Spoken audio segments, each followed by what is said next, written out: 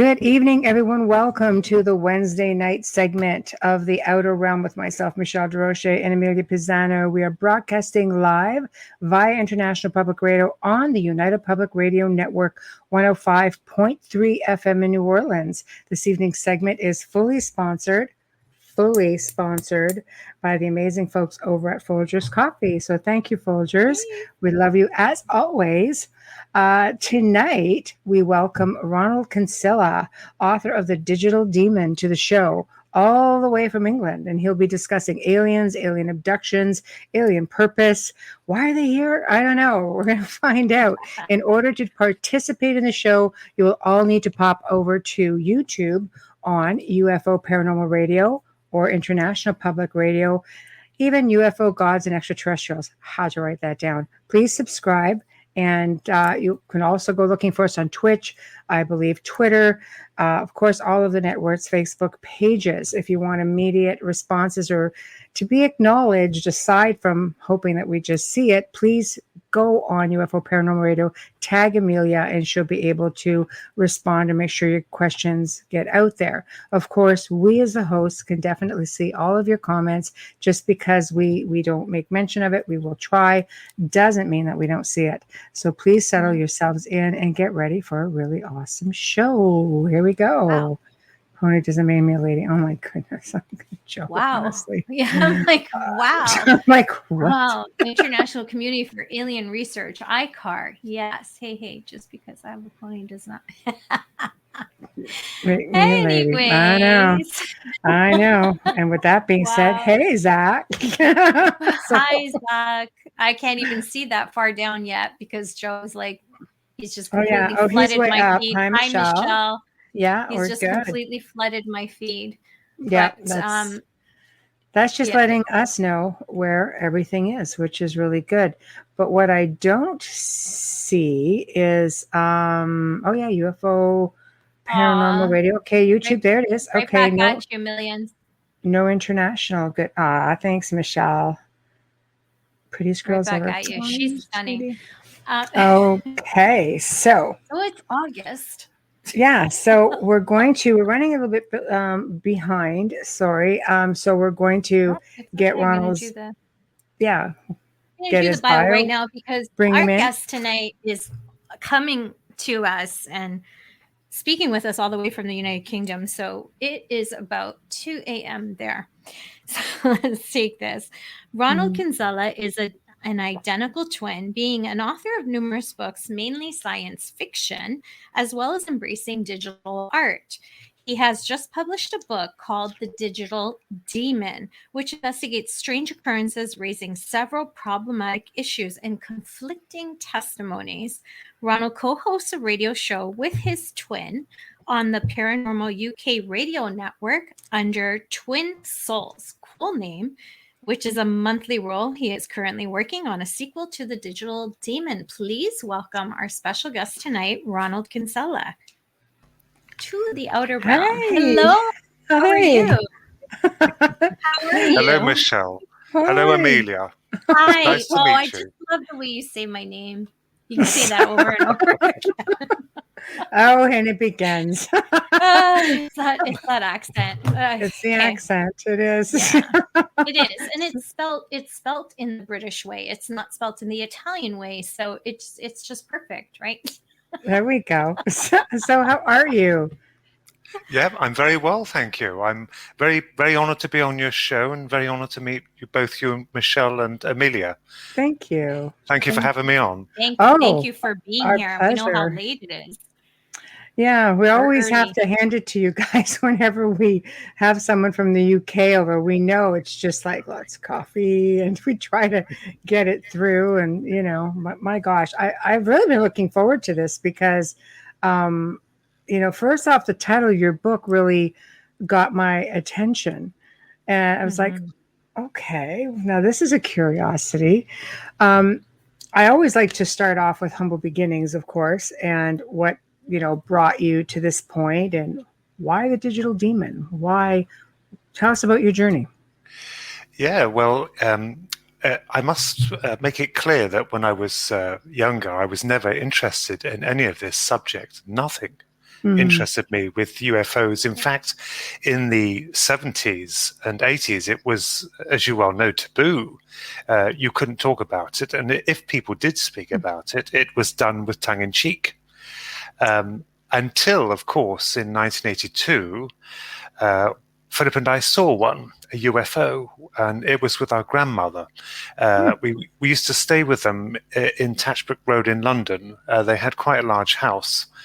And for holidays, we would spend time with Grandma and Granddad. And it was, I can't remember the exact day. Of course, I was 13. I was bone idle at school, very lazy. Then I didn't do my homework or anything. I mean, I never kept a diary. Boys don't. It's not an excuse. It's just, this is interesting how this happened. Right. But it was one summer day in the early afternoon, and we were with Grandma outside the back, always fussing over her. She was lovely, our grandmother, absolutely lovely, as grandmothers mostly are. Mm-hmm. And all of a sudden, this silver orb, the size of a football, came over the garden fence and approached us. Now, of course, being logical, you would first assume it to be a balloon. But this was anything but a balloon. It was controlled. The day was breezy. I remember that. And it was controlled. It came straight over towards Grandma and then stopped. Bang. Just stopped above her head. Now, in relation to the size of it, it was the size of a football. It was level with the second bedroom window. That's how high it was, to gauge the height of it. So it wasn't very high. And it just hung there. Now, there was no noise. There was no feeling. At the time, I can remember no smells. I've been asked this before. No sounds. It didn't have any markings on it. We had a good look at it, this sphere. And it struck me as being some kind of electronic eye. It was watching us. And what annoyed me about this is that recently, when I discussed this, one actual host asked if it had eyelashes. I was very surprised at that because he's now sadly passed, but I thought that was very sarcastic. This was watching us. I had a feeling that it was watching us as like an electronic eye. It was observing us. It was very alien. It was like something from Doctor Who. I mean, here we are in a garden, and you see this thing approaching, and it stops dead in its tracks above Grandma's head. Well, Philip and I said to Grandma, my twin brother and I, Grandma, look at it. And you know, she wasn't fazed. She just turned to look at it. She looked up at it. She said, oh, look. And she said a very bizarre thing. She said, the fairies have come to take a closer look. Oh. Now, she was psychic. We didn't understand really what that was at the time, you know, but it wasn't spoke of. But she looked at it. She wasn't fazed. She wasn't fazed at all. Has she seen them after before? That? Maybe if this she had, wasn't her first kick at the can. Yeah. Yeah. Oh, she had. It's a good point. It's a good point. But she if she had, she never said. So it moved then. It then began to move again towards the house. It reached the second bedroom window. It stopped. Evidently, I suppose it was looking in. Then it went straight up to the third bedroom window. It stopped and looked in. Then it went over the roof where we darted in. And Philip and I went in to see if we could see it crossing the house, which it inevitably did. And we saw it moving off. It got faster and faster and just shot off. So that was the first encounter with them. So it's like a probe, basically. The same way, you know, that we send probes out, I guess, into space or satellites to try to track information and such. Yeah, I've put it recently. I mean, this was a long time ago. So you can't put the dots together. You can't join the dots together until much later. It's like a jigsaw puzzle. You start to make some sense of it, but there is no sense, if you see what I mean. But could it have been a Foo Fighter? Now, we've learned of the Foo Fighters that were during the Second World War, for people who may not know, not the group, the Foo Fighters. That's right. the Foo Fighters. They basically were orbs of light that pursued aircrafts during battle. They were reported, but hushed up. They thought they were the Germans or the Japanese secret weapons, but they were these balls of light that actually pursued or followed aircrafts. Mm-hmm. So I wondered if it was something like that, if this is an ancient thing that's been here for a long time. But that was that incident over and done with, and nothing more was said about it. It was like hushed up. We never forgot it. I do know that Grandma was speaking about this incident on the phone, because I could hear on the phone at night. It was all hush hush, So it was as if it never happened, but it did. It's very strange. Like it was said, that was the beginning of it. Yeah, that's the second incident that occurred came after this. The big one. Mm-hmm. I like that. That sounds exciting. Yes. Yeah. The big one. Yeah. Okay. Wow. Yeah. I mean, you couldn't tell anyone about this. I mean, even your teachers, your father, you couldn't tell anyone because they'd think you're balmy, And of course, they judge your perception. You imagined it. It's a balloon. An atmospheric distortion. I've even had tall tales, right? So why they I've even had people tell me. That's right. I've even had people tell me that it's military. Well, not being funny, but then in 1982, they would not have had the capacity to create craft of anti-gravity mechanism. And secondly, there's a big problem with that. They wouldn't flaunt their technology above civilian airspace. Why on earth would they be observing a grandmother with her two grandchildren? They just wouldn't do it. There's no point. Mm-hmm. So that rules that out. So the big one came that winter. And this gets really freaky. Do you want me to carry on? I'll explain this. I absolutely do. You have us on the edge of our seats. Don't stop now, Ronald. Okay. The funny thing is about this is that when the second big one happened, I was so stupid until later in life. I didn't connect them.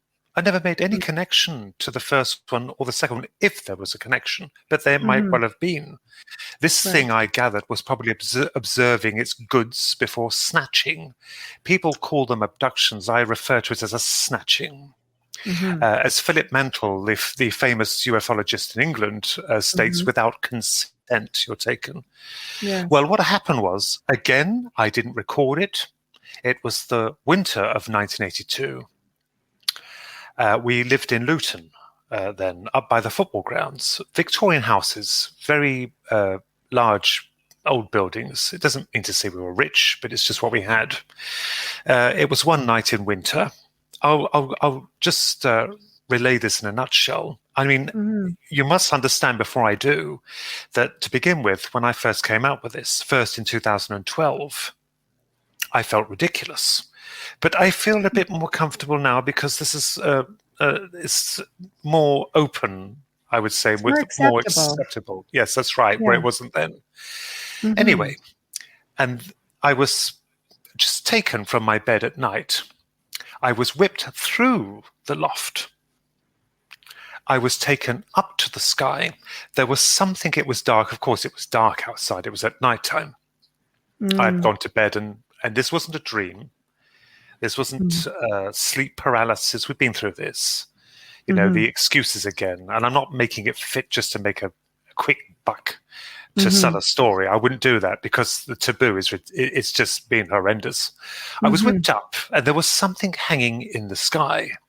Something very dark. I couldn't discern what it was. There was something big hanging above the house. It was very dark. Well, I must have gone into it. See? So the next thing I remembered was I was in this wheelchair, very modern looking wheelchair. It wasn't like anything we had. And immediately I got the impression of a sterile hospital environment, although it wasn't a room we would associate with being like ours. It was very different, very squat. And there was these strange men in this room. Now, we'll get to this in a minute, what I've recently found out about these strange men. There were three standing ahead of me before an operating table. And there was one behind me who I could not see. I couldn't see him. Even the ones who were standing before the operating table were covered from head to toe. They had uniforms on. It was like They were masked. Even their faces were masked. You know the old gas masks in the World War II that people used to wear? Yes. They were more modern. They were very modern, but they were wearing them. I couldn't even see their eyes. Mm. And they were just, the three of them were standing ahead of this table, and one was behind me. I don't know why, but I just knew there was someone behind me. I guess you just know, don't you? You have that impression there's something behind you, there's someone behind you. Absolutely. Absolutely. And my instincts served me correct, because there was. I couldn't see him. I tried to turn, but I was partially paralyzed. Isn't that funny, isn't it? It was partially paralyzed. I could hardly move. And again, they'll put this down to sleep paralysis. It isn't. This is not. No, it's pretty common with abductees, the type of sleep paralysis sort of syndrome. Yeah, that's right. So that's right. That's right in line with that's a thing. Yes. So, and when I came to my senses of wondering where I was, knowing that it was some kind of hospital environment, which is, I found out now, common upon abductees,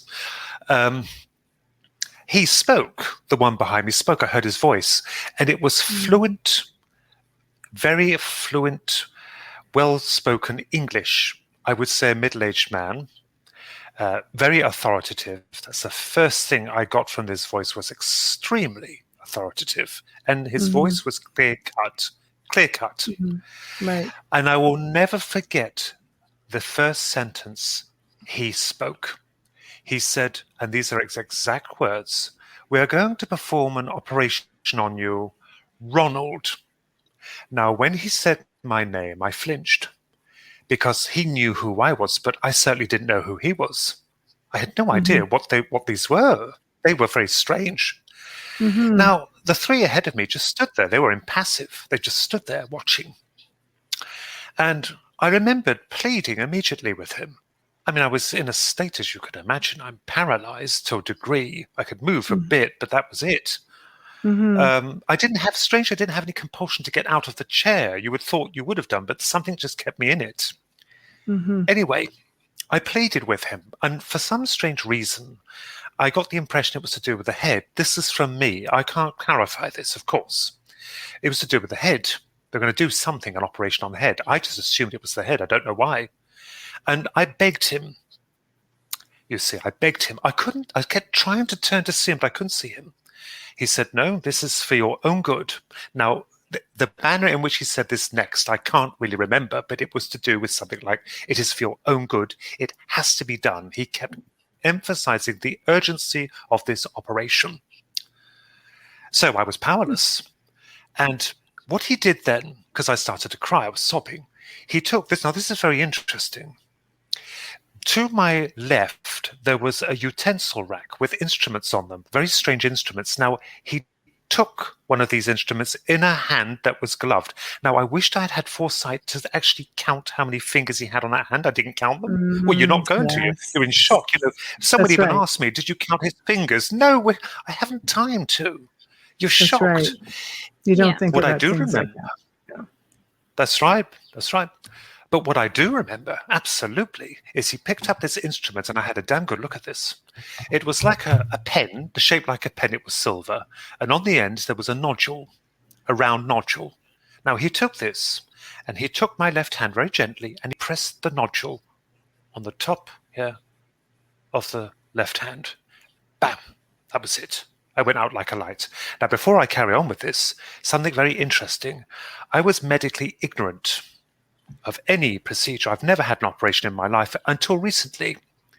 Last year, I had an operation by our natural doctors on the prostate, so I had to go under. They put this, interestingly, he started. You know what's fascinating about that? When I had this operation by the natural doctor, I absolutely, truthfully thought, my God, that's where he pressed the nodule, the doctor, the unnatural one, all those years ago. Anyway, I went out like a knight.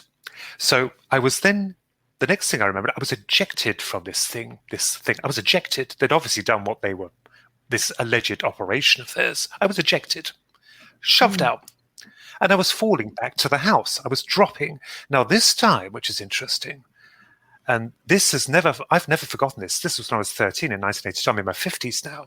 So I've never forgotten this. Never.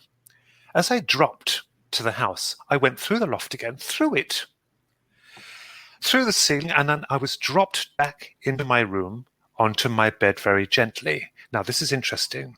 I felt a bump. That was nasty. That was contact with the mattress. I could feel myself actually touching the mattress as they placed me down, face up. And then they did something very bizarre, a last thing before they cleared off. They projected above my head, and now it took me 30 years to work out what this possibly might be. They really tried to screw me up big time in there. They tried to screw me up. What they did was they projected on the ceiling, and I knew it was a projection, some kind of clever trick, a hologram. And remember, again, in 1982, 3D technology was very crude. If you remember Jaws, and we had those crude glasses on, to make it look 3D, and it was appalling. I mean, they tried, bless them, they tried. But the technology, holographic technology, is virtually rubbish. But this was a hologram to die for. Any film producer would die to have this kind of technology. They projected on the ceiling the huge head of a Cheshire cat. It was wavering. It wasn't moving, but it was wavering. It was like water, but I gathered it was the lights moving. Yes, this is where the cartoon comes into it. They're showing me a cartoon. It looked real, but it wasn't. It was the most awfulest thing you could ever imagine. It was grinning down at me. It didn't say anything. It was just staring at me with a huge grin on its face, and then a wavering. I think it was electric blue. Don't hold me to it, but it was. To me, it was like I remember it was electric blue, wavering. It was horrifying, and then it went. Wow! And after that. Yeah. After that, it took me a long time to try and work out what this meant. 30 years. When I started later on in life, started to look into the UFO field and to recount my own experiences with them of these strange. Now, another thing strange happened after that. Now, after I used to prop books against the door, put me up to the ceiling. It scarred me as a kid. I'd prop an old guitar up against the door. It was broken, so that if someone came in, it would make a clatter.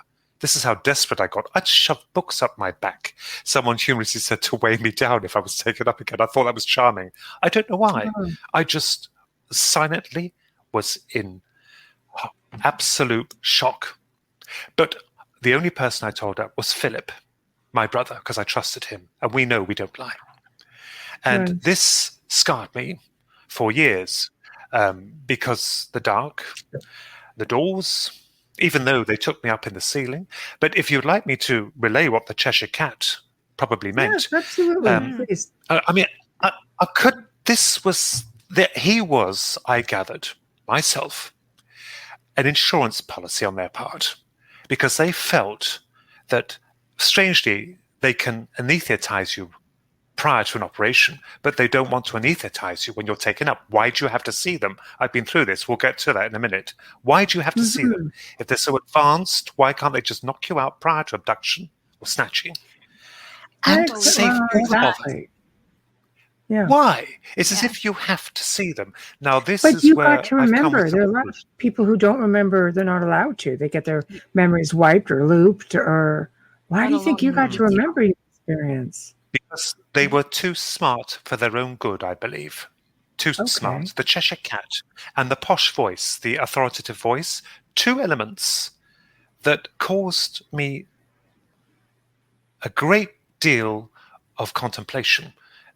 Because these posh voices and the Cheshire Cats, the Cheshire Cat was an insurance policy for them, because I found out 30 years later, when I really thought about this, and I think about this a lot, is it possible, I can't be certain, but it's the only logical one that fits, is that cat was shown to me so that if I go and see a psychologist and tell him I've seen the grinning Cheshire Cat, he'll say, oh, hang on a minute. Wait just 1 minute. Alice in Wonderland. You've been down the road. You've seen, I saw the film, incidentally, a few years prior to this, the incident. He will turn around and say, you're screwed up in the head. You're just getting confused. The doctors might be of medical facilities, and the cat is just something that is from your subconscious.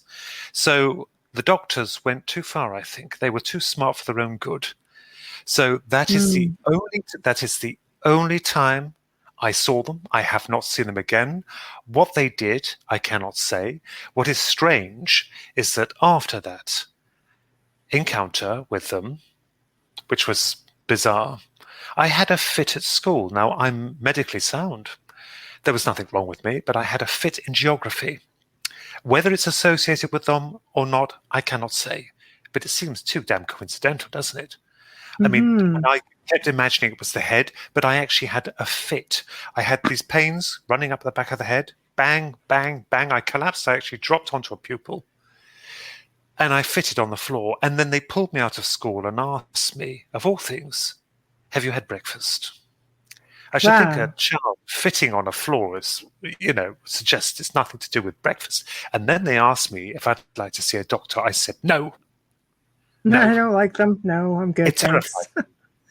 Wow. It absolutely terrified me. So I refused that. And again, like the orb, the sphere that we saw with grandmother in 1982, the summer, I tried to push it to the back of my head, but I couldn't.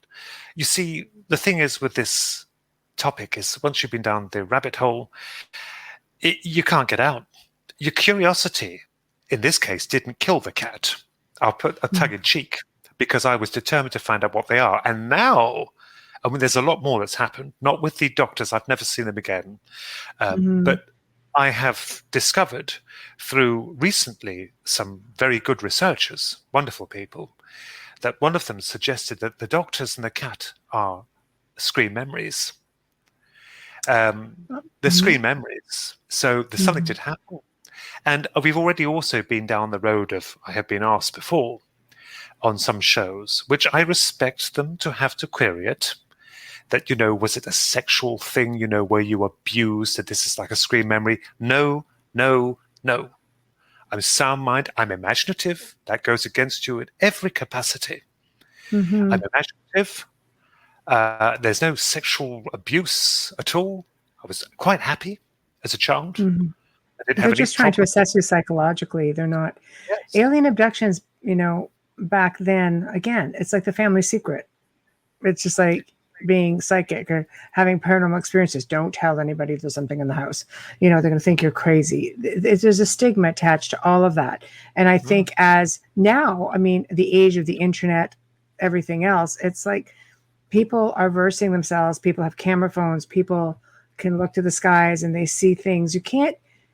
Society can no longer quiet us. That's right. Yes, that's right. And also the nasty thing about them is that they're like shadows. They don't wish to be caught. We may have the latest technology, but they make it damn clever. They are damn clever in avoiding any kind of picture or intervention to try and catch them. They're very smart. I didn't know what the doctors were. The gentleman suggested, the lovely researcher who I need to speak to, suggested that usually what they call the greys are usually responsible for cartoons and for things like the doctors. So I'm not sure. I'm not going to make it fit. Actually.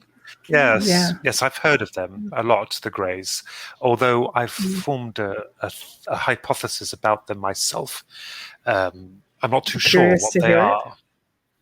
Yes. The reason why I wrote, we've seen UFOs after that every 2 or 3 years. I saw them, not just pinpricks of light. I must make it clear they were right over our heads, but they're so brief and they're so quick. And of course, again, the nasty thing with this subject is that if you tell anyone, they will be sympathetic. I think. They're not nasty. I've been very fortunate with people. They've been very understanding, but you can see the doubt. It's not. They're not doubting you. They're doubting that it could be atmospheric distortion or military technology, and things like that. So, but I think it's their own fear. There's a belief that people who do see UFOs regularly are abductees and continue to be abductees. They just don't let you keep the memory. I guess it's a matter of trying to track, missing time or loop time or things like that. Yes. I mean, I'm also, contactee, abductee, and I think from childhood, now I get memories, and my mother has memories, but now it's like I'm much like yourself. I've just started digging a little bit, just at least trying to verse myself a little bit. You want to learn. Yes. I completely understand you. Michelle, with family, you're right about family, because I'm not the only family member who've seen them. It would be unfair of me to reveal who they are, but they are family members who have seen them as well. And they wish to remain anonymous, and I respect their decision. I'm just the bull in the china shop coming out now and paying the price for it. But it's good. I feel better. It's usually lineage, though. It usually works its way down. Yes. I don't know why. It's strange. Very strange. There's something there they're interested in, whatever they are. But the digital demon, I wrote that because I started looking into this. This led to a further wonderful thing that happened. My grandmother died, you see, many years ago. It's all right. We all lose people we love. We're not unique in that. We only have 70 years and 10 if we're lucky longer, but she passed. So I went to see a medium, and I was, even after the doctors and the UFOs, skeptical. I was atrocious. I suppose it's a safeguard, but Philip went to see her first, you see, and I was poking fun of him. This is connected with the medium. I was poking fun at him, saying, a gypsy woman with the gypsies with a crystal ball across my palm of silver. I was terrible. I was a vile person. I have a crystal ball right behind me, and I am a medium, so I'm laughing at that one. But I bet she had an amazing explanation. She was incredible. She was, I was poo-pooing because I hadn't seen her yet. He went to see her. But the interesting thing is, when he came back, when Philip returned from seeing the medium, firstly, she had told him that we had contact with these things, these aliens, they call aliens. She wasn't really interested in them, but she said we'd seen them. But the interesting thing about Philip was that when he came back, I could smell youth dew all on him. It was physical youth dew. My grandma used to wear it all the time. And it's Estee Lauder's youth dew. It's older women, with all due respect, older women do prefer youth dew. Then, I suppose they did. But it was all over him. I could physically smell it. And I said to him, what's the medium wearing perfume? He said, no, she's only about 28, 29. And youth dew is not the sort of thing she wear, but she wasn't wearing any perfume. I could smell it on him, grandma, all over him. So I went to go and see this medium. I was still ignorant and arrogant, even after all, as I'd explained. So I went to see her, and she was amazing. And she brought through that Philip and I had seen these things for some time, these aliens. Again, she wasn't really interested in them. That did humor me, actually. I didn't say much about it myself to her. I was guarded, but she said, you've seen them. But then she saw us both, Philip and I, when she brought through the clarification I wanted to know. It wasn't just wishy-washy stuff, and I must make this clear now, that I was skeptical, but she'd brought through people who had died exactly how they died, and I didn't even know who they were. She can't even mind read. The family confirmed this afterwards. One of them drowned. And she got his name right as well. She knew who it was, and I didn't know who it was, and it was. She was absolutely amazing. I was an open book to her. So the point of a particular wonderful lady, I shan't call her lady, that sounds too demeaning. How can I put it? Someone very high up. We had a number of letters from this lady, and it's secret. She even brought through the symbol above my head, and she said, you've had, was it 8 or 7 or 8 letters, she said at the time, you've had? I said, my God. She just pulled it all from me. This particular lady, very high up, she showed the symbol, and then she showed the number. And I couldn't believe it. So this goes to show you're dealing with the real McCoy. And I found out afterwards that she'd done work for the FBI. She was part of the Edgar Casey Foundation.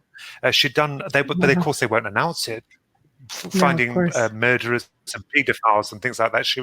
Record was very superb. And she wanted to do past life regression on us. After when we had the reading past life regression. Now I was dubious about this. Now I'd had my confirmation about them and the people who had passed, but past life regression I was very dubious. But she decided to come over, And she befriended us. Her name was Pearl. And the process of doing this was very complex. It was very almost forensic. She wanted to go through all our likes, dislikes, tastes, because she wanted to see Atlantis. She'd bought through, when she was doing me a reading, Philip and I having been sisters on Atlantis in something called the Golden Era. I mean, I was amused by it, but have heard of Atlantis. We all have. I mean, it's sunk. Mm-hmm. But something called the Golden Era. She was interested to see if she could see this through a past life regression. So she conducted this past life regression. And it was very hard for me to go under, actually. I was very stubborn. It took me about half an hour after all the going, and nothing was planted. There was no leading you up the garden path. She was very professional, but I did go under. And what I saw ran like a movie. There was no sound, but it ran like a movie. And I was seeing 3 different eras, and they were all death. I don't know why. A lot of people actually report this now. I found out that when they see that, when they have past life regression, Amelia and Michelle, a lot of them, they see the end of their life, the death. But one of them wasn't. This one was almost like out of this world, and this goes back to them, these supposed or presumed aliens.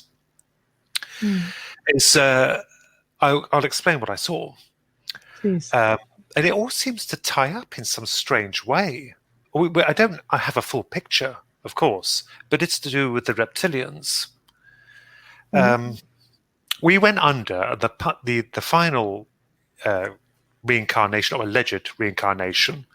I was saying, now I didn't know at the time. I gather I was in Chichen Itza. I didn't know it at the time. Now, this is extraordinary what happens, how this leads up to what I found out. I didn't know where it was. I was ignorant of history as well, but I was in a temple or quite high up, not massively high up, but there were trees everywhere. I could see the tops of trees, and there was a young girl beside me. I must have been I would say about perhaps 20, 22. There's a young girl with me, a bit younger. I knew that was Philip. That was Philip. This female girl was with me in Chichen Itza. This is the last reincarnation episode I saw. And something caught my eye from the distance. There's this thing in the sky coming down to land. And it was what we would call a spaceship.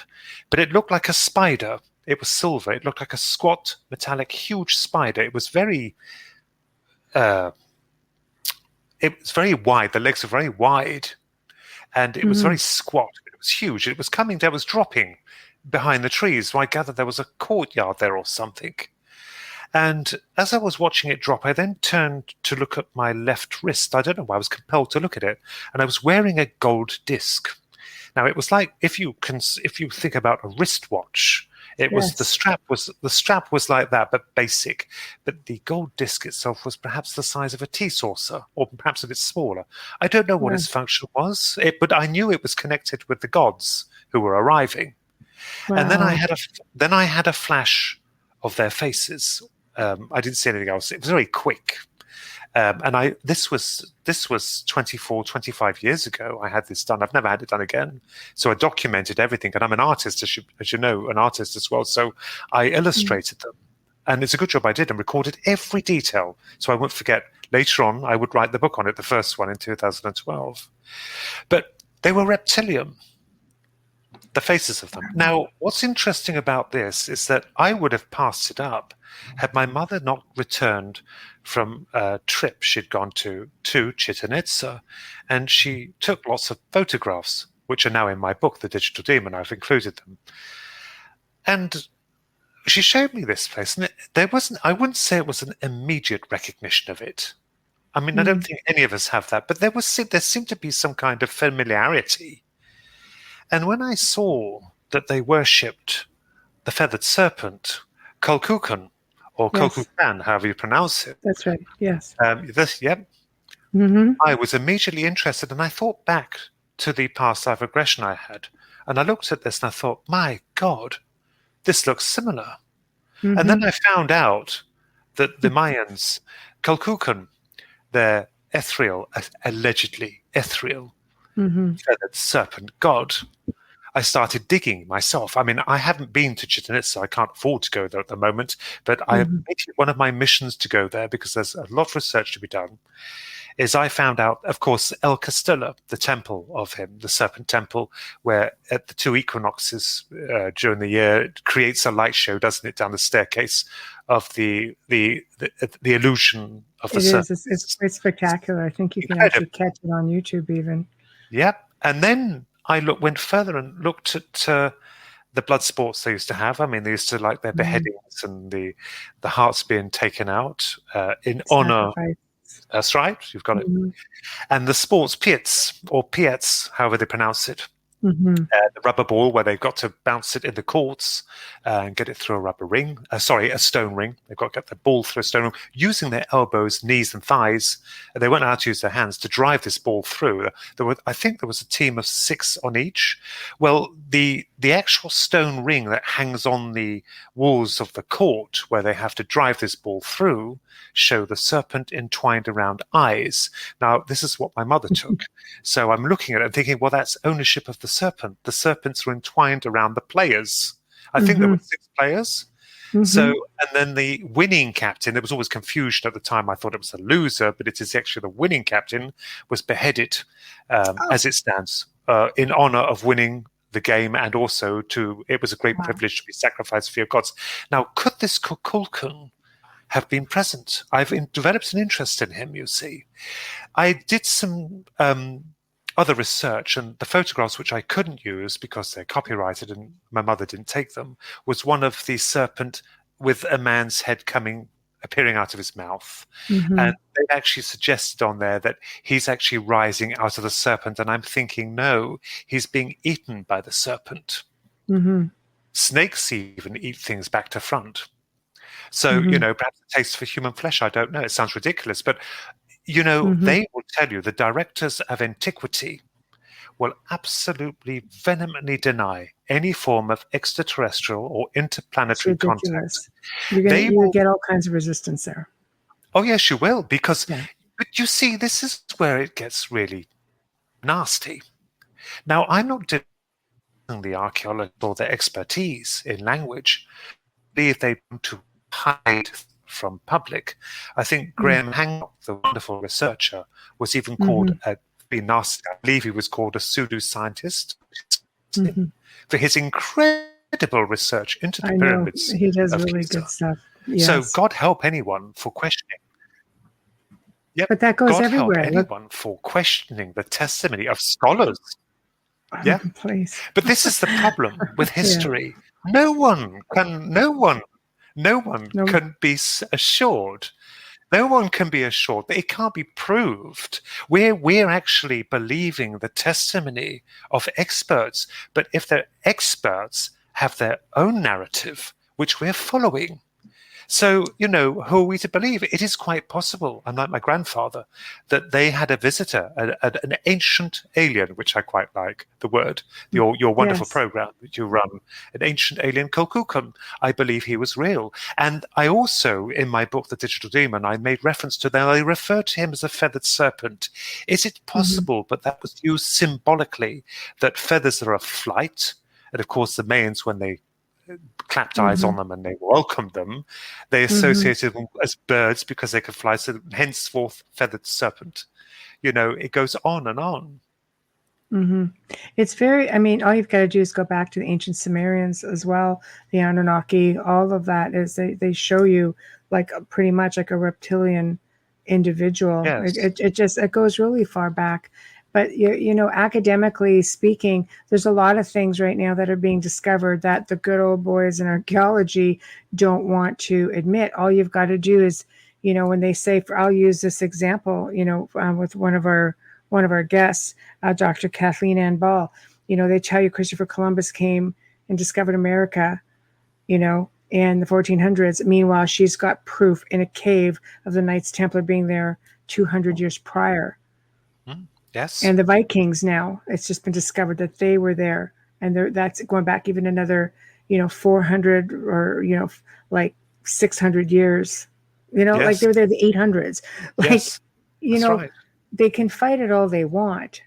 But technology allows us to move forward with new discoveries that are wiping out some of that. And eventually they're going to have to, they're just going to have to give. So we're going to have to rethink everything again. Yes, that's right. It's as Amelia, as you were saying, sorry, you're going to say something there. No, it's okay. I was going to say they're not going to rewrite history because it costs too much money. It comes down to that. No one really knows who was here when. It's just Christopher Columbus had an audience and quite the historical family connection. And that's why his was put out there, basically. Well, if the Templars had made it out there in public, they would have been listed as first to touch, North America. So it was just who you know, even back then, 1492, who you knew. Yeah, I mean, we're not knocking any of them. I mean, they are brilliant people. The archaeologists are, and they have earned their stripes. But for goodness' sake, you have to. Times. That's right, and you have to appreciate that. They're very stuck in their ways, so. Yeah, you have to. Any new narrative that comes along, they will dismiss it or destroy it. And of course, aliens would be laughable. They love that one because that's a sore spot. With them, they definitely don't believe in ancient aliens. I mean, for the most part, there are some that do. They do go public with it, but there are some that are a little bit more staunch and they don't want to explore it at all. But there's evidence in a lot of monoliths and caves, and you can look at ancient paintings, religious paintings, and you will see UFOs within the painting. You clearly see one, Virgin Mary holding baby Jesus with a UFO in the sky that was done in like the 1500s. I'm sorry, people, it's there. It's always been there. You just need to look at it and acknowledge it for what it is. Right? Yes. So Amelia, did you have something to say? There's a comment. Sorry, there's a comment in Facebook, and this is why it's taking me a little bit longer to get to it. Sorry, William Lester says, my background is in anthropology, and I can tell you people in the field know it's true, but there's a brick wall with a force field about this subject. Thank you for your comment, William. Yes. Very nice. Yeah. Thank you. There's another interesting angle to this as I delved into the UFO phenomenon. Is the fact of the Roswell ship. Now, I know it's controversial, but everything is. But I do personally believe something very exotic crashed there. The problem was this. I mean, we know it happened because the military did actually first announce that they had captured a flying disc to then retract it, you see. Because I think they believed that it would help with matters of secrecy and also the controversy of such a thing. And they probably couldn't believe what they had in their possession. And of course, it was the linchpin of all UFOs, a blueprint of what was to follow the secrecy and covering it up. But what I couldn't work out, and I do believe it did crash there, something very extraordinary crashed there. I've always maintained that. What I couldn't understand, though, and we read this testimony from so many people, is that it was allegedly struck by lightning or there was a malfunction and it crashed. Now, for me, that didn't quite add up. If it had been interstellar, if they'd come from outer space or interdimensional, we have to consider as well, or underwater, it traveled along at such a speed and it did crash. But I was wondering, and now I'm proud of myself of this. I hope I've got no ego, but I published this in Digital Demon prior to Jack Valet, who's wonderful anyway.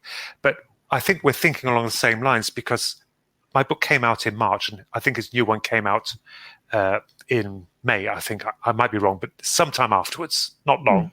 I had thought about this, and he's been thinking about it, about the crash. Now, it just seemed too fantastic that Mother Nature could bring down such an incredible piece of technology. If they'd traversed the great cosmos or interdimensional travel, I hardly think they'd be overpowered by Mother Nature.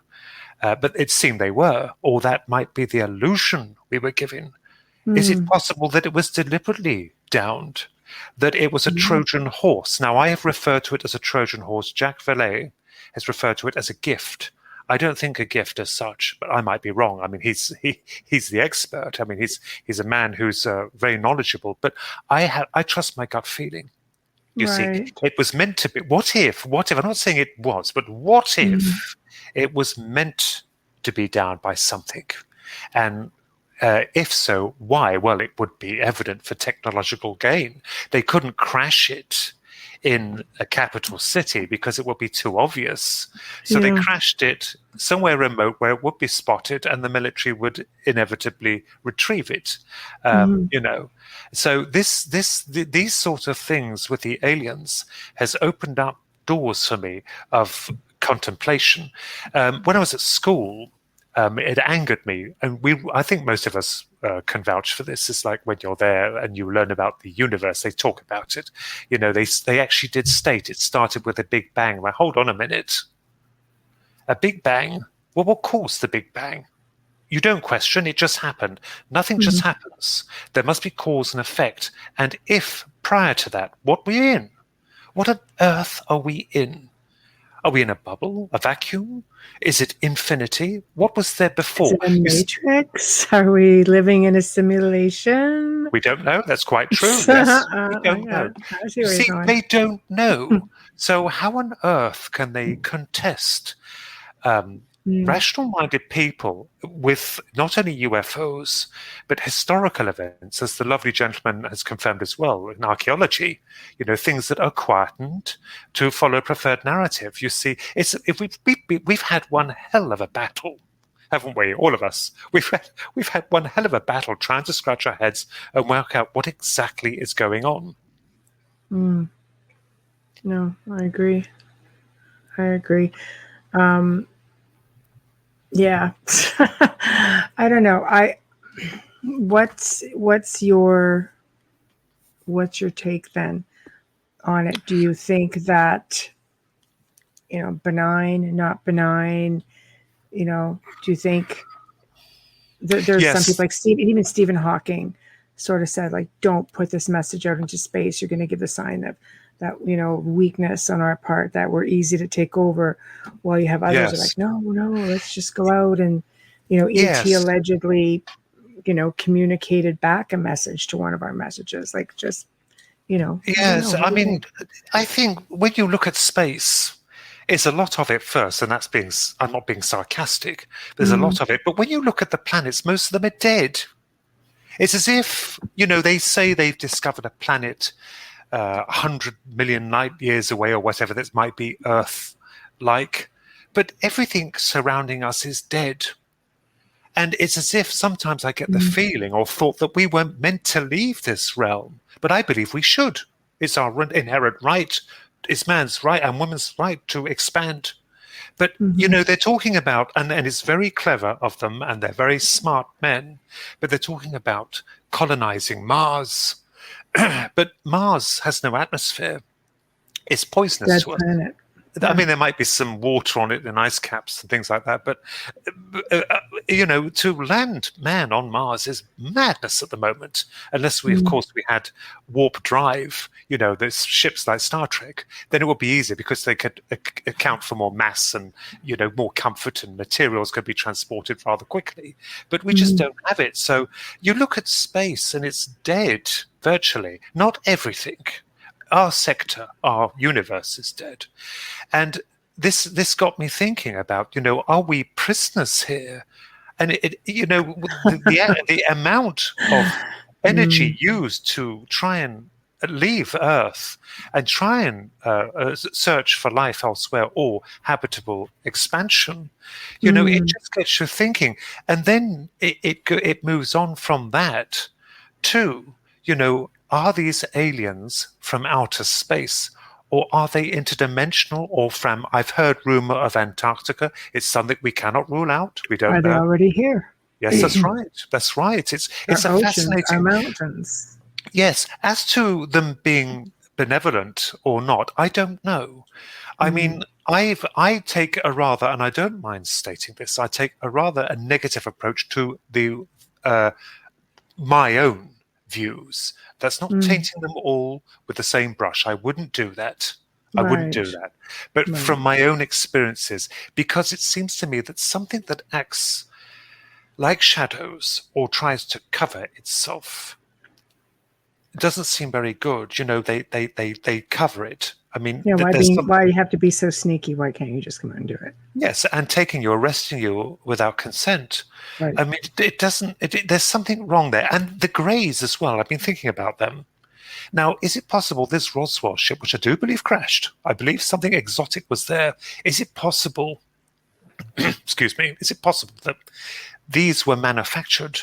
The crew, I believe there was crew, were manufactured or assembled or cloned by something greater. I just see every time I hear of the Greys, I keep saying to myself, and I trust my instincts, they're real. Of course they are. They're a reality. But is this what we're really looking at?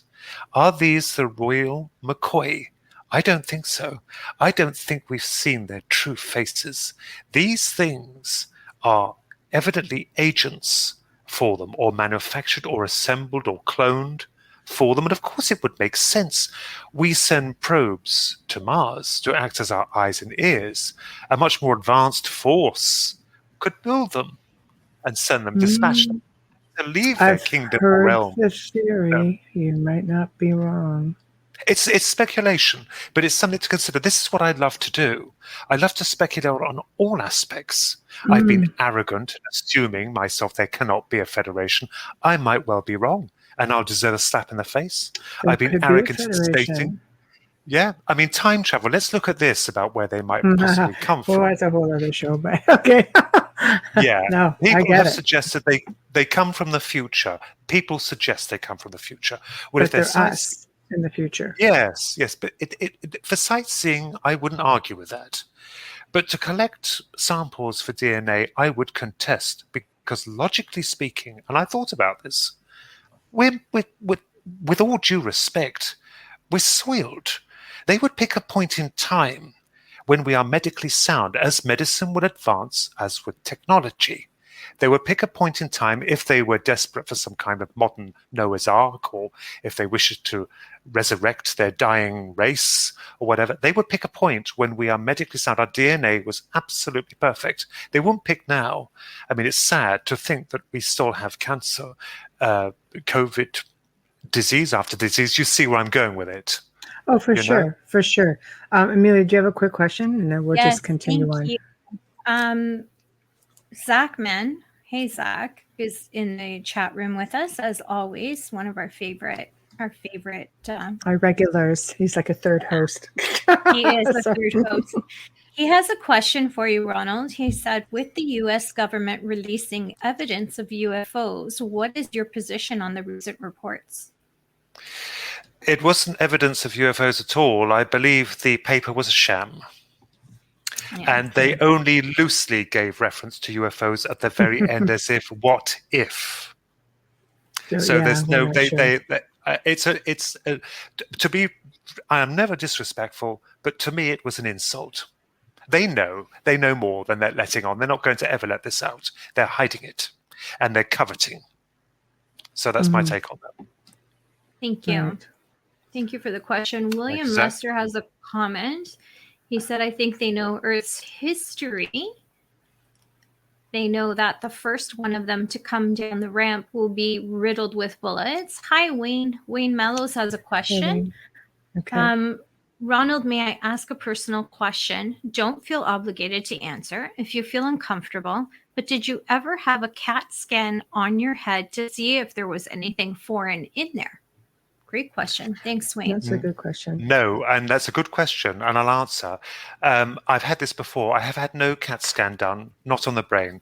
Unless you're rich or private, and there was a problem, they would look. But if you just can't walk into a hospital and tell them that you might have been intervened by aliens. They're not going to do it. No. They will not do it. And believe me, they won't. It's not a cheap way of getting out of it. It just... They won't do it unless, of course, there is a problem, So, no, I have not. Okay, there we go. Wow. Getting back briefly to the whole, are they us in the future?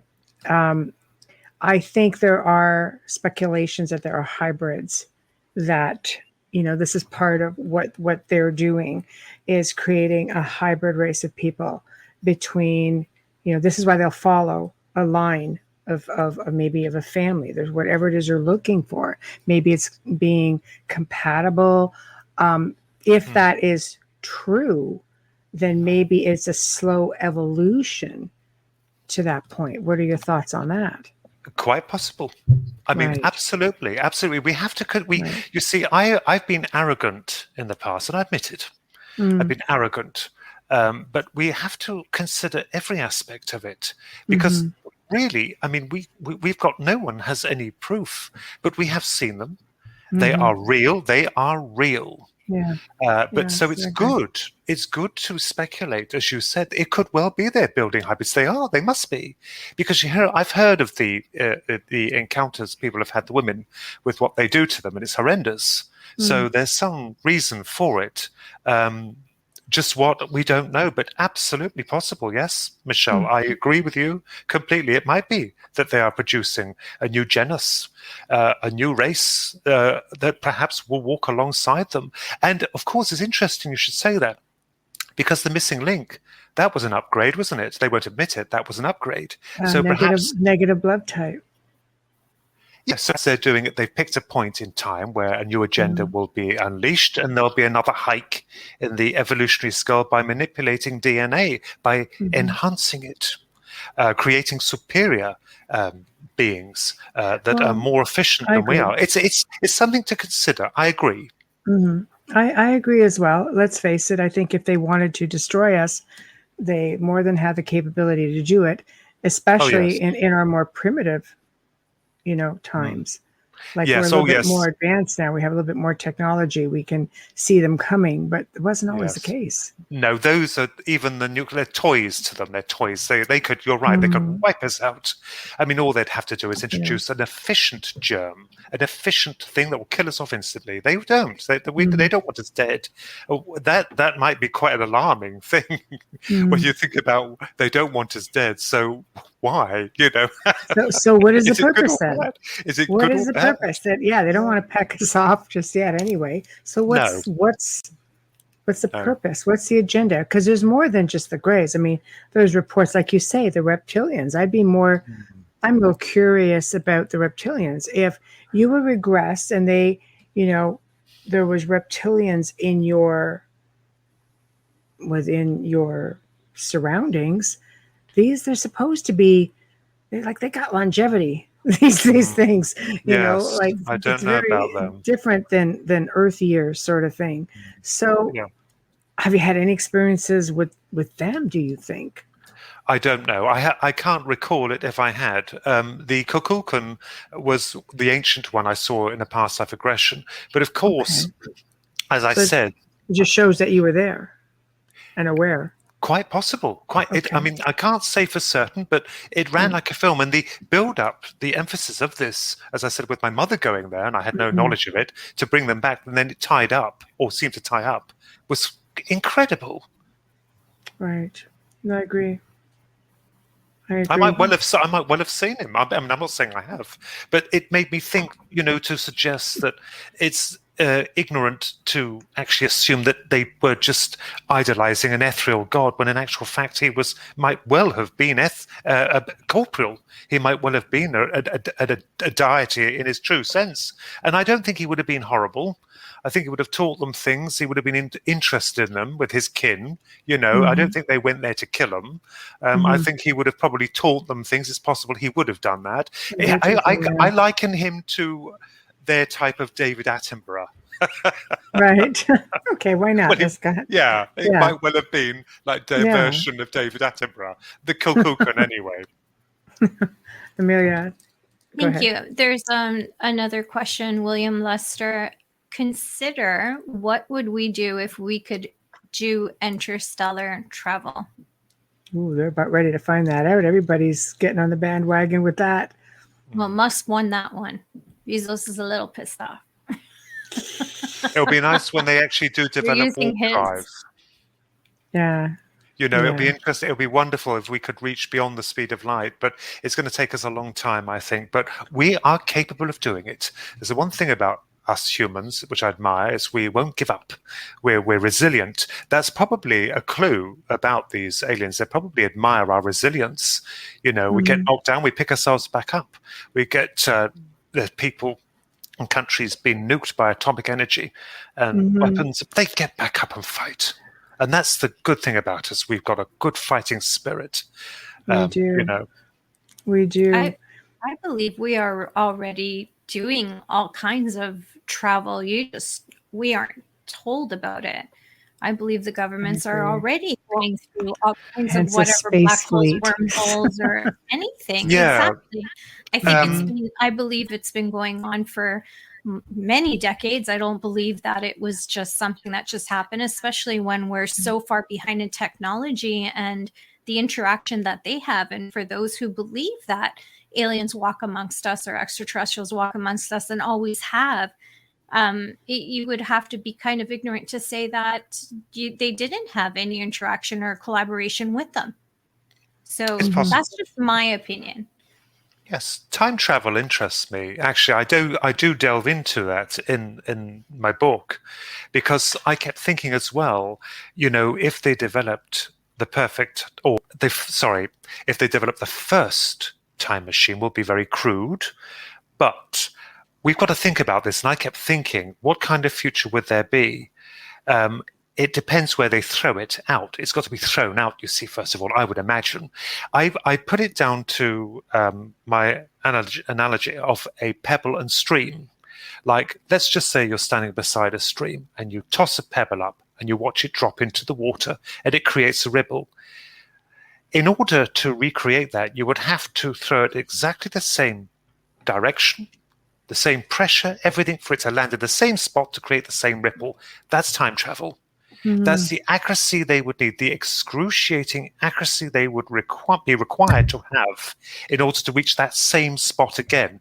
So if you think about the future, tomorrow or the next minute, there's millions of variables that are not set. They're not set. So what kind of future are we looking at every time you throw that time machine out? That's just it. You're looking at paradoxes. You're looking at that's right. Butterfly effect. You're looking at, You've got it. Just, yeah. Yes. You've got it.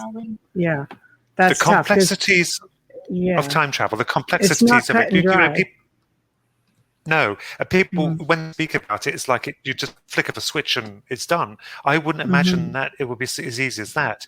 And also, you're right, Michelle. What you said is the parallel worlds. Would it open up at a completely new paradox where you develop one of you, or two of you, or three of you? Every time you push yourself out, you have to think about it. When you push yourself out and you go again. Yeah, right. I don't know. You go back in time, shoot your grandfather. You got nothing to come back to. For example, that is interesting. But that's interesting. And whoever conceived that or thought of it needs a medal, because that's quite a valid point. If you did that, if you could do that, it would then, as you said again, like sliding doors, it would create a whole new conclusion. Effect. Yeah, that's right. True. So it will change and change and change. It will be for every action. There is a reaction. People don't realize there's all these different types of paradoxes that you need to really be careful with. So it is fascinating, for sure. Yes, it is. I mean, we don't have any answers. Speculation. We don't have a lot of answers to a lot of things, but one thing that there is speculation on with extraterrestrials is that if they have the capability of coming from the future, for example, which is believed, especially in this discussion, is potentially a thing, then that tells me that they know exactly where they want to be. They know what's going to happen. Are they maybe trying to evolve our race because we are going to wipe ourselves out? I mean, let's face it, it's not the first time the planet wipes itself out. It keeps happening. It's hard to say. I mean, you mean to actually create a modern day Noah's Ark? I don't know. I couldn't say. I mean, time travel, I don't know. I mean, it's quite possible. As I said, I won't denounce anything. It would be ignorant of me to do that, because I would be no different from the archaeologists who deny that there could be star visitors. So I don't know. I've never really, I've not given much thought to time travel. I have about the analogy of the pebble and stream, but as for the aliens, I wouldn't know. But it is a distinct possibility. You know, we can't rule that out. It's you see, this is wonderful.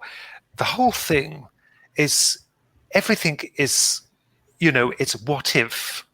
And I like that, because this is what's caused the enigma. Nobody knows, but we do need opinions. It's when people, which really annoys me, it's when they stuck on a hypothesis and they won't move. They're adamant it's that, and it can only be that.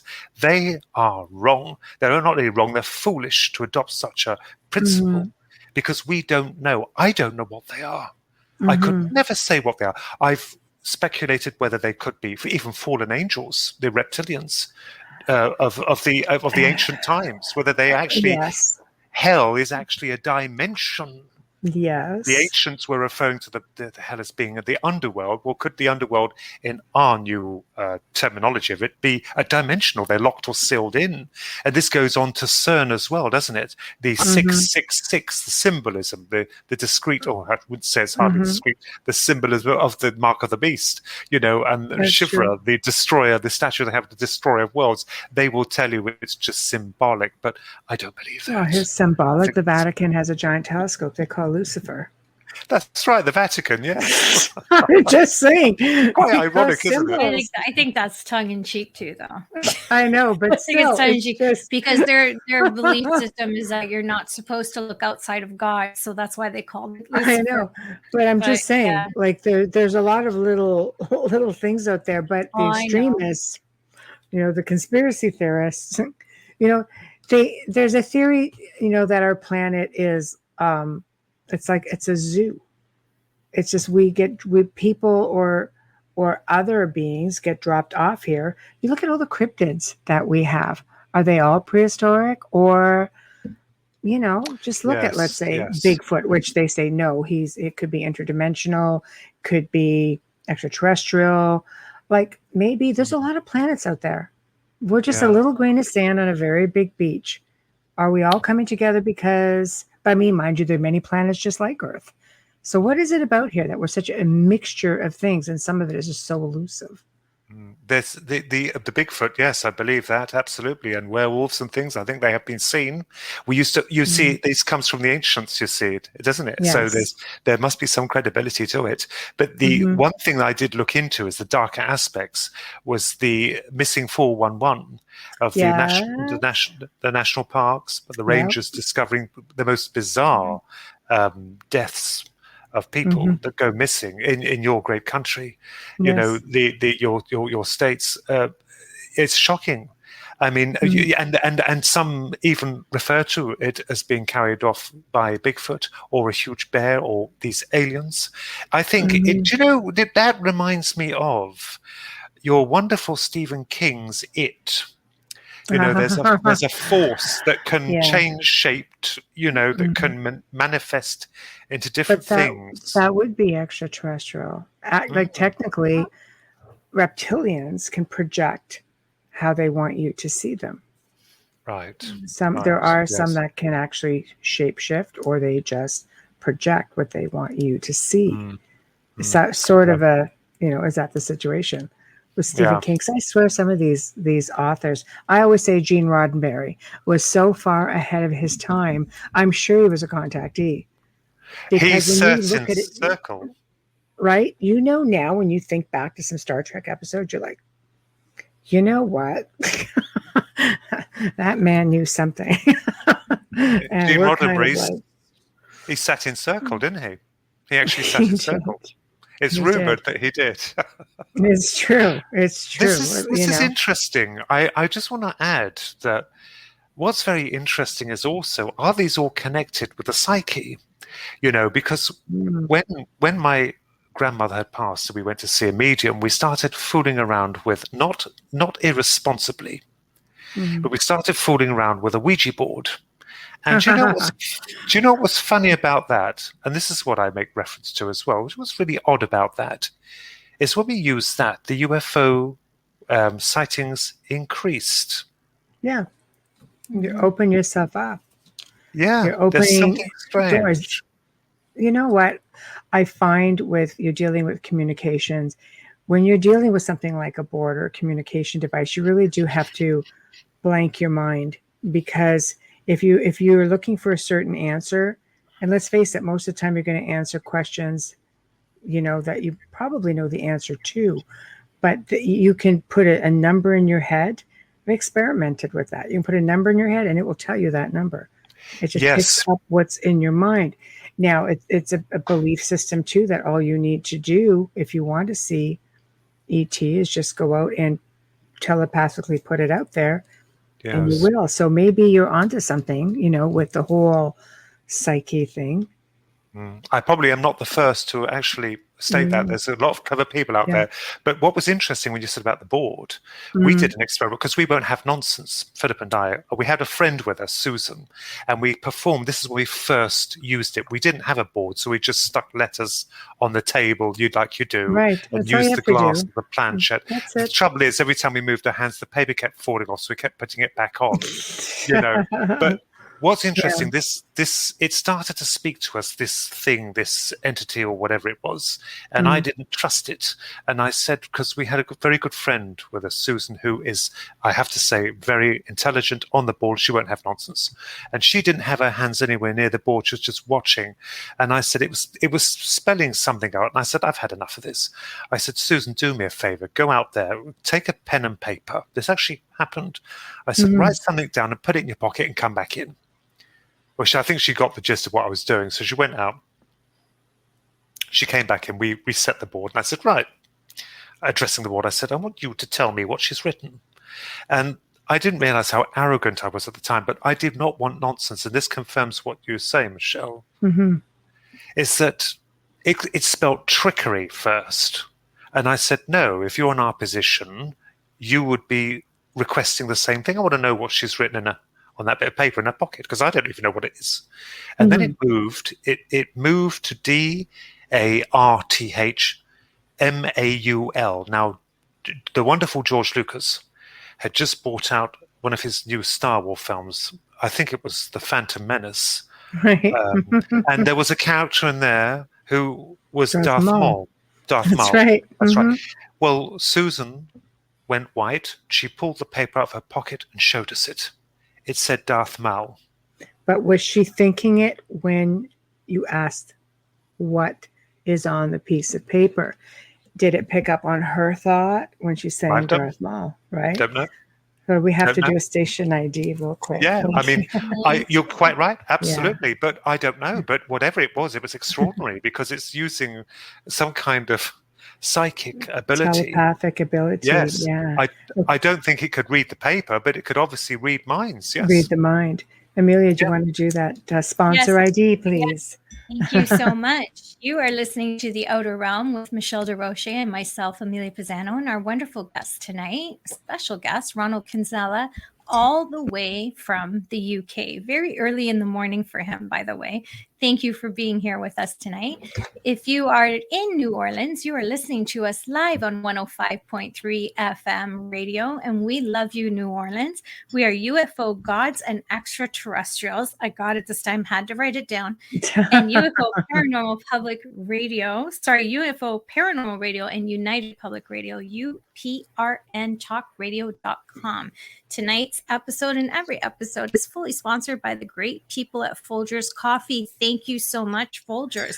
We love you. Always. There was a comment I just want to make mention to you, and it was on Facebook. William says he's got a travel concept to share with you. May he reach out to you by email if you're comfortable blurting out your email. Just before it goes up in the stream, I just caught it last minute. Of course. That's fine. That's fine. Okay. That's very kind. Thank you. Okay. I would respond to that. Yeah, of course. Okay. So yeah, you'll have to give your email. So, it's in the chat. Are you on Facebook, Ron? Oh, on the chat. Yep. I am. There you Yes, I'm go. actually under Oh, Ronald okay. James Great. Kinsella. There you go, Can William. he not send me? Can he not send me it privately? Yeah, On he could. I'm open. Yeah, he My could. Facebook is my Facebook is under Ronald James Kinsella. That's Kinsella. Ronald James Kinsella, and he'll notice it on there. There's a picture of me on there. So okay, thank you very much. Yes, that would be better. I think private, just DM me or PM me or what they call it. Yeah. Thank you, William. Send a private Thank you. message. Be the easiest way, I would imagine. Yeah, perfect. And hi, Mike. Thank you for joining us. Dolly, God, everybody's party's all here now. Gang's all together. So, okay. So, how long do you think they've all been here? How long, in your opinion, do you think that they've been here? My own opinion, yes. Yeah. I would say my own opinion. I wouldn't know, because there are scholars out there who actually do believe in them, who probably have dug and dug. I would say very long time, ancient times. Mm-hmm. Mm-hmm. Been here for a long time. But whether they were before the dinosaurs or that, I don't know. But certainly they're here for a very long time. And so do you think they're on a peace mission? Sorry about that. It's quite a question I can't answer. Right. Peace so mission. We don't know. What do you think? Do you think they have motives aside for potentially trying to maybe, have a hybrid race, or having, are they trying to teach us? Are they trying to, I would think if they wanted to take over, they would have done that. So I tend to lean to, there are people who have very benign experiences. Not all experiences are harsh. Some people have really good experiences with them, but there are so many different species also, right? So what are your thoughts? It's just a case of the good, the bad, and the ugly. I think. We look at the cattle mutilations as well, and Skinwalker Ranch, and Bempton, which Paul Sinclair does a lot of work with, the darker aspects. So I think it is a case of the good, the bad, and the ugly. You have the good ones, and the bad ones, and the ugly ones. So I think that is like us. You have the good, the bad, the ugly. You have good people and you have bad people. You have monsters that are us. People like monsters that would shoot you without a care in the world. So I think it's a combination. I think. You see, I label the doctors. I don't label them evil or bad. It's just that how dare they take me without consent? And maybe they were trying to save your life. It's possible they could have fixed something. Yeah, maybe there was something they foresaw coming, and they prevented that. There are cases, of ET basically altering people, but for the good. I have thought about whether it could have been a problem I had, and they corrected it. The point is, what I can't work out, if they're so advanced, this is again, it comes down to being this. So sneaky, yeah. And also, why can't they just, if they could knock me out prior to an alleged operation, why couldn't they just knock me out prior to being snatched and save all the bother? Did they want me to see them? Why do they want you to see them? Maybe they felt you were ready for it. I think when you don't see them, it's because they feel you're not ready for it. Subconsciously. Maybe deep down they're like, no, you're not ready for this. Maybe they feel, no, you know what? We think you're ready for it. They had your theory of the insurance policy could very well be just in case, Yes, that was very smart. I must give it them that. And of course, they didn't hurt me. So, if this has been going on, I did state to Sir Philip, my brother, I did state that, they've never harmed us. So it could be, well, as you agree, Michelle, and I would imagine Amelia as well, that it's a case of you have the good ones and the bad ones. Absolutely, in any race, really. And I honestly believe, I wanted to say this earlier, when you saw the Cheshire Cat on your ceiling and you had said that you had seen the film not too long prior to that image, I honestly believe, being a medium, we're always looking at signs for everything. And I believe that was a sign just stating that they were aware and they were with you, kind of thing. And I believe that it was trying to give you comfort, not fear. Okay, thank you. I mean, as I said, I don't know. That could be I don't too. know. I mean, Yeah. that might be possible. Yes, that's quite possible. Yeah. It could I'm be. just looking at it as a perspective of a medium. That would be a sign, and those signs, that's how they relate. I guess it would depend on what you were feeling when you saw the cat in the movie. Did you fear it, or did you kind of laugh and go, "Oh wow, this is all right"? Maybe they're just trying to say, "Hey." Significant moment. We were there. We watched that. That's a good question, actually. Yeah, it's a good question. Actually, we were there. We've been with you, and we haven't hurt you, so we're not going to hurt you now. Mm-hmm. It's all in the perspective of it. Yeah. Yeah, it's. I mean, as I said, I'm open to any kind. I mean, I won't denounce anything because it's just when you look at it, it's very interesting, isn't it? And those are very interesting answers you've come up with, or possible scenarios that it could be possible that that's what it is. Because I'm not negative myself, but guarded more. I think perhaps they know me too that's well. Okay, it's healthy. Yeah, but perhaps they're telepathic. they themselves know that. They know what's and in your subconscious. Right? Straight and narrow. I don't know. I think they do. Yeah, I think they do. Well, I think through the experiments, I think something, doesn't it? Yeah. Yeah, well, that's right. I mean, just by this watching led you. to something. But I did have an insight. Now, when I saw this medium, all those years ago, and Philip is a medium himself. He was told he was going to be doing this, and he's doing it. He denied it, but he's doing it now. My twin brother. But I'm told I've got the gift, but I haven't. You see, I sat in circle for 4 years, and I couldn't bring anything through. But Pearl did say to me that it would open up in my 40s. Well, it didn't, because it's opened up in my 50s, because certain things have happened to confirm that there's something, but mine is sporadic, and it's in the form of pictures. Now, this might interest you both. It's the fact that it started with a wonderful chap who's in New York, who I was speaking to, and as I was just talking to him, I couldn't see him. It was preparing for radio. I just kept seeing this sand in my head. Just kept seeing this sand. I don't know why. I nearly passed it up. This wasn't so long ago. And I said, William, why am I seeing this sand? And he didn't know. And thankfully, he didn't until the Monday when I got home and he'd sent me some photographs. He'd never worked with it before, and he showed me this sand everywhere.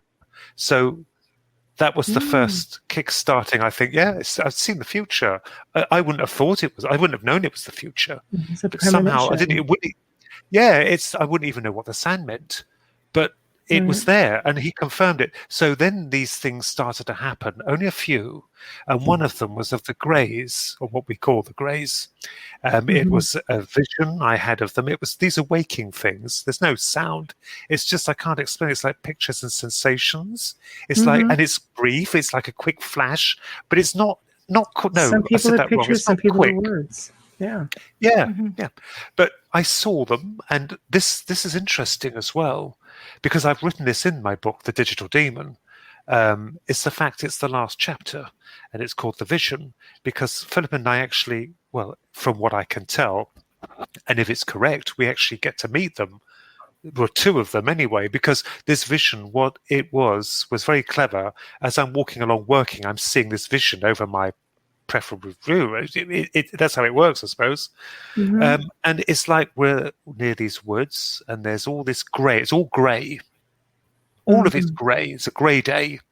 Right. And there's this mist, all this grey going around these trees, and we stop in the car. We get out the car, and we have to go through these trees. I don't know why. This is the vision I had.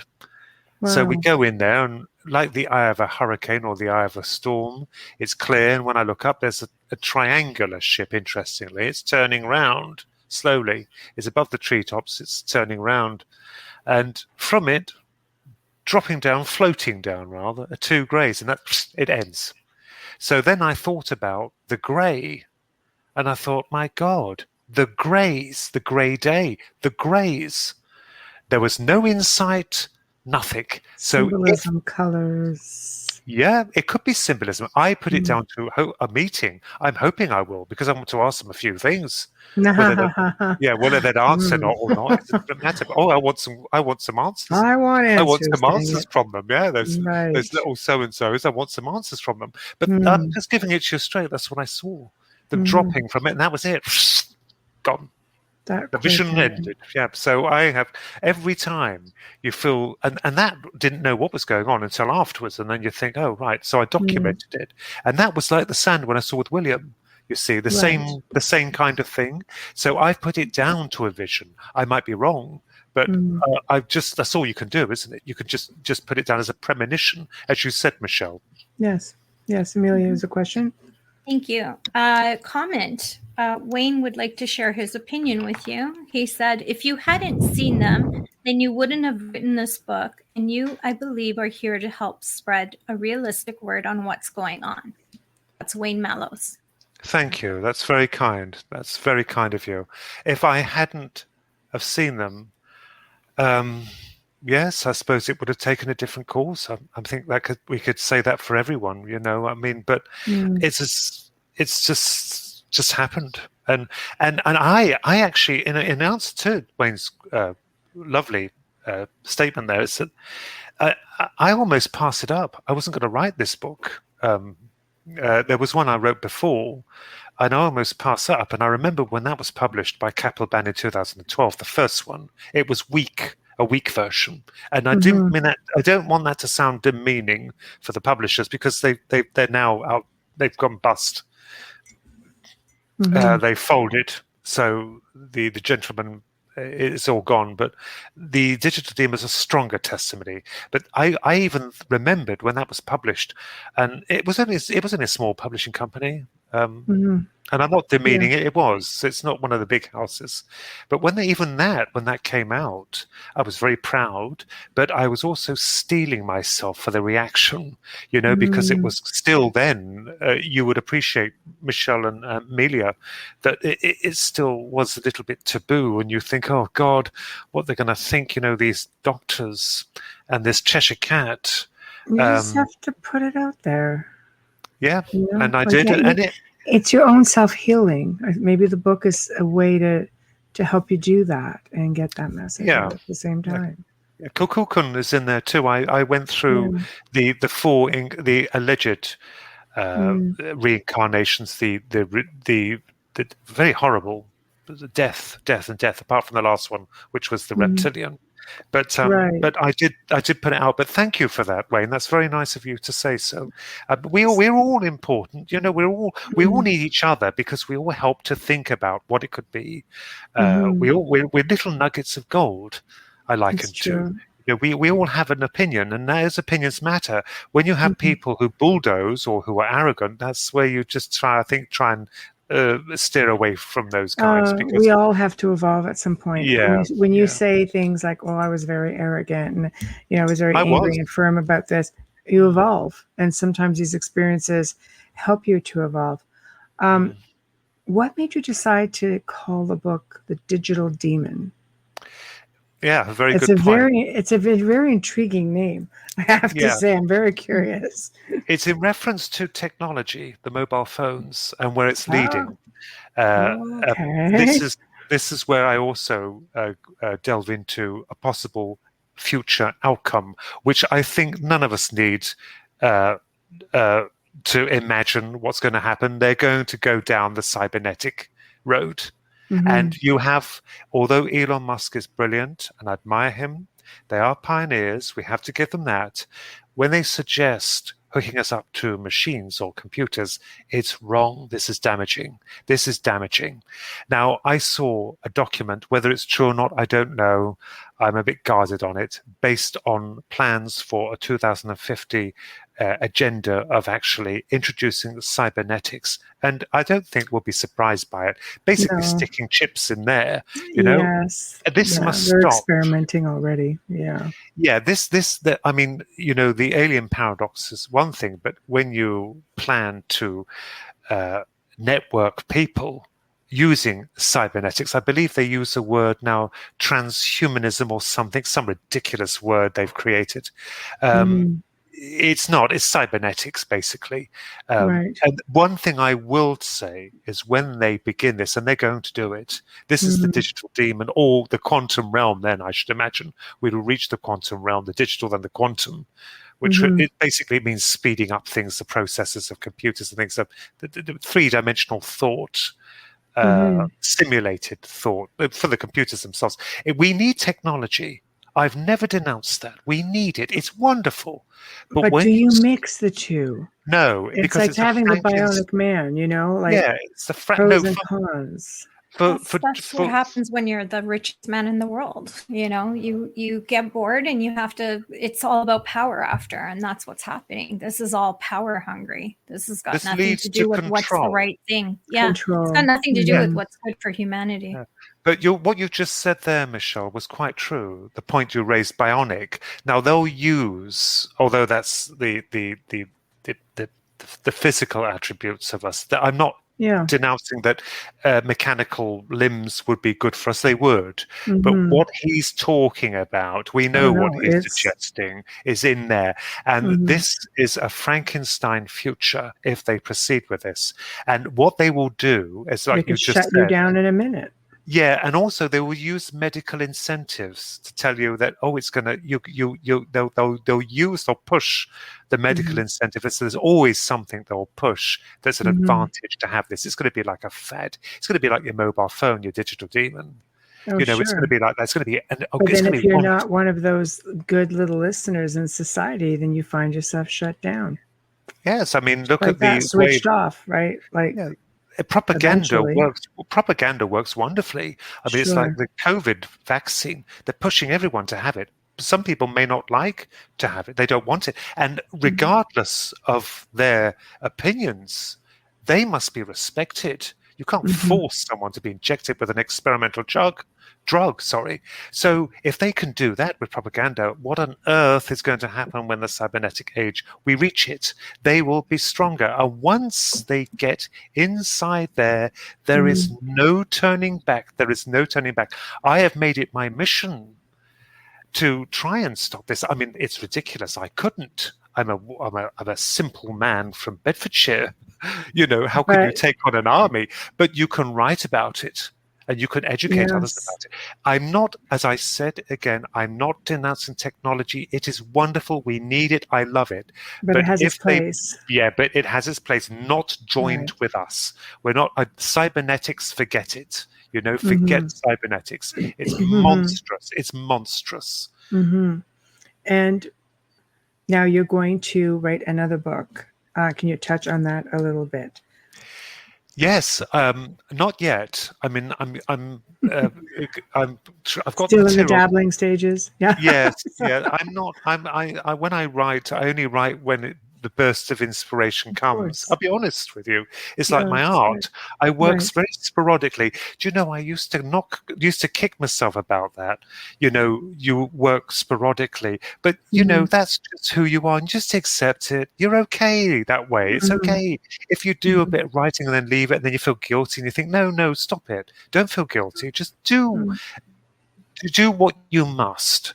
But I have thought about doing this book. It will be based on the reptilians. I want to, as I said, I want to look further into Kokukun, but also the monstrous aspect of the cybernetic age which is to come, and it will. I'll be an old man when they start that. I'm not that old yet, but I'll be an old man. But if we can stop it for the sake of our children, to stop this monstrosity.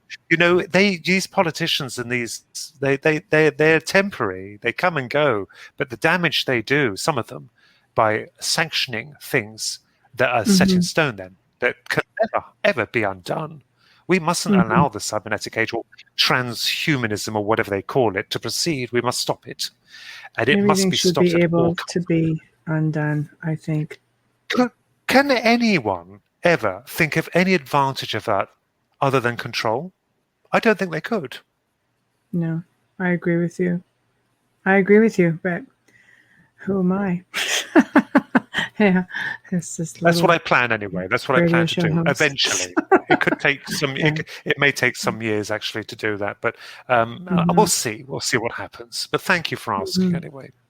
Oh, I think it's fantastic. I think once you get there and get it written and ready, and we'd love to have you come back and maybe share that with us. It's an interesting topic. Absolutely. Thank you. And reptilians is something that's a lot of people are curious about. You hear a lot about the Greys. There are a lot of abductees who've had experiences with reptilians. There just doesn't seem to be as much out there. And yet, there's a lot of belief that they're instrumental for part of who we are today, and that they are, like you say, when you look into South America, you look at all of these cultures, and you look at, the serpent per se, you see it in through different ancient cultures and ancient history, and you see depictions of it in many different cultures. There's something to it. Yeah, there must be something. There must be. I mean, London has a lot of them as well. London, the capital city of London, has a lot of reptiles, statues of them. And I'm not an authority on them, not a total authority, but I'm more interested in the ancient aliens. Yes, the Kokukan or Kokukan. I'm more interested in the ancient ones rather than the modern day ones, because I allegedly or seen something that might represent him. I mean, again, I could be wrong, but I trust my instincts. I think that was him. You have a lot that's even closer to home. Like, I think once you get onto this ancient discoveries, that's a good place to start, because you've had an experience there, but there's a whole lot more. And I think once you start delving and you start realizing all the similarities between those that are in Europe, let's say, and India, and, Sumeria, ancient Sumeria, and you get the connections to South America, you realize they were really connected. Yeah. Perhaps Kokukan was real after all. I mean, we don't know. I think so. I still think he was. I don't think he was all bad. I think, as I said, he was perhaps their version of David Attenborough. So we'll have to wait and see. Maybe. I don't think David Attenborough would find that complimentary. No, for sure.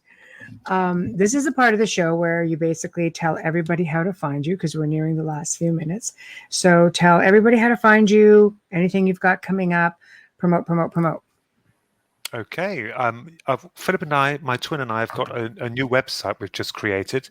It's at www.thekinsellatwins.com. I'm sorry, we couldn't find anything else. Trying to buy a domain name is difficult. It's the Kinsella Twins. So it's KINSELLA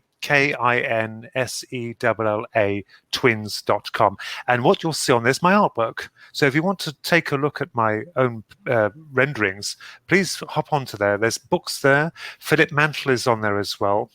And of course, my book. Yeah, and my book, The Digital Demon, is on there, which looks at many aspects of this. I don't have the answers. I'm going to tell you now, because nobody really does. It's theories, but it's good to speculate. And it's illustrated too by myself. Some interesting. There are actually some interesting cases regarding the reptilians in there, and that was through Christopher Turner. Christopher Turner has been wonderful to me. He's the producer of Don't Mention the Reptilians. He endorsed the book. He did a foreword for it. So Christopher Turner, or I think they call it, they refer to it as Don't Mention the Reptilians, but was it called The Alien Legacy Where You Are, or The Alien Agenda, or something? It's to do with the reptilians in a way. I can't remember offhand. He won't be insulted by that, because he knows I'm scatty anyway. But there's some. He knows I'm scatty. There are some interesting cases of the reptilians in there. One of them is to do with a soldier that was stationed at the barracks in Germany. I won't say any more, but that's the whole point, isn't it? It's you give a trailer away, but you don't give the whole film away. Exactly. I like that. I thank you so much for joining us. It's been such a pleasure. You're a lot of fun. You're very informative, and you're down to earth. And I'm glad that you don't have all the answers. That's kind of what it's about, is just bouncing these ideas around, and hopefully, we've been able to lead you down a certain path that maybe you hadn't thought of, and vice versa. And maybe there's, people out there who are thinking the same, and maybe people will be able to write you, find you on Facebook, and maybe you could just keep those ideas going, Yes, I've learned to be a little bit more accommodating with opinions. So because I was arrogant myself years ago, so I think I've calmed the beast in me a little bit. I think it was a little bit of fear as well, and it's understandably so. Understandably so. I'm afraid of it, so I understand. I'm not so much, but it took me a while to get there. Yeah, it's good. Okay. But thank you, and I hope now you can go have a happy slumber. So. Or breakfast, whichever. Or breakfast. Whichever one's still dark. Yeah, it's still dark in the UK. It's still pitch black. So it's like 4 a.m. I believe. It's 4 a.m. there. So that's all right. It's worth it. It's worth it. Thank you so much, Michelle and Amelia, and to your producers as well. Thank you. Bye-bye. Good night, Ronald. Good night. Good night.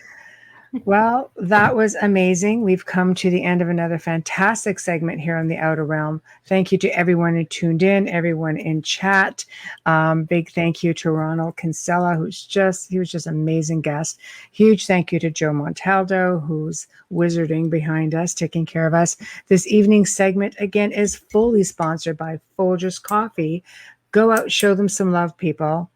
We love them. They love us. Love them up. And remember to stop by International Public Radio, UFO Paranormal Radio, and the other one, which I should write it down again. I wrote it down. Yeah, I did in the beginning, honestly. But also find us on the Outer Realm on Facebook and Instagram. If you'd like to contact us to be a guest on the show, suggest a guest or topic, email us at theouterrealmcontact@gmail.com. Again, theouterrealmcontact@gmail.com. Now, tomorrow night, we welcome back Mr. Chris Stiles to the show, and he's going to left off where he did for Shag Harbor. Now, the Shag Harbor incident is sort of Canada's, Roswell, and maybe he can touch on that just a little wee bit for those of you who missed the first show. But he will be connecting on more Canadian content for UFOs and alien encounters. So it's going to be a lot of fun. Hopefully you can join us. So meantime, y'all behave, and we'll see you tomorrow night. Same time, same station. Good night.